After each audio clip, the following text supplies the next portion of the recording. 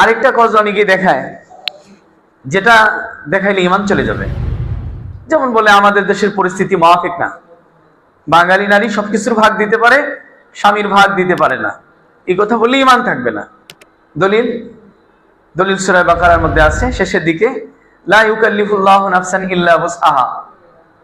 আল্লাহ তাআলা এমন কোন বিধান দেননি যা বান্দার স্বাভাবিক নিয়মে পালন করতে পারবে না, বান্দার জন্য কষ্টসাধ্য, বান্দার জন্য বোঝা হবে, এমন কোন বোঝা আল্লাহ চাপায়া দেননি।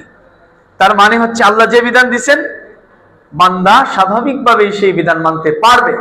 সুতরাং একটা মহিলার মধ্যে 1, 2, 3 পর্যন্ত সতীন মানার স্বাভাবিক যোগ্যতা আছে বিধায় আল্লাহ পাক তার স্বামীকে 4টি বিবাহের অনুমতি দিয়েছেন।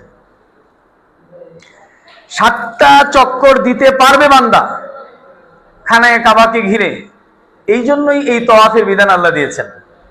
নামাজ 5 ওয়াক্ত বান্দা পড়তে পারবে, এই জন্য 5 ওয়াক্ত দিয়েছেন, না হলে আল্লাহ 2 ওয়াক্ত দিতেন। আল্লাহকে জিজ্ঞাসা করার কেউ ছিল না যে আল্লাহ 2 ওয়াক্ত কেন দিলেন, 5 ওয়াক্ত কেন দিলেন না। আল্লাহ পাক জানেন বান্দা পারবে।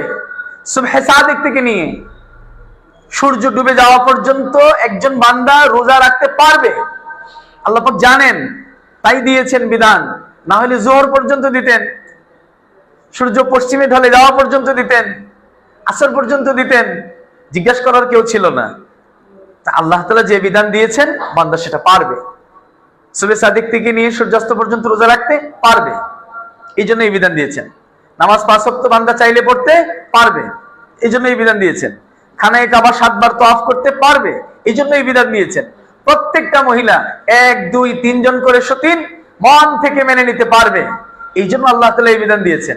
এখন কেউ যদি বলে যে না মহিলারা সতীন মানতে পারবে না, তাহলে এই আয়াতের সাথেই সাংঘর্ষিক হয়ে যায় কথাটা, ফলে ঈমানই থাকবে না। যে বাঙালি নারীরা মানতে পারে না, এটা আল্লাহ জানতেন না? নাউযুবিল্লাহ।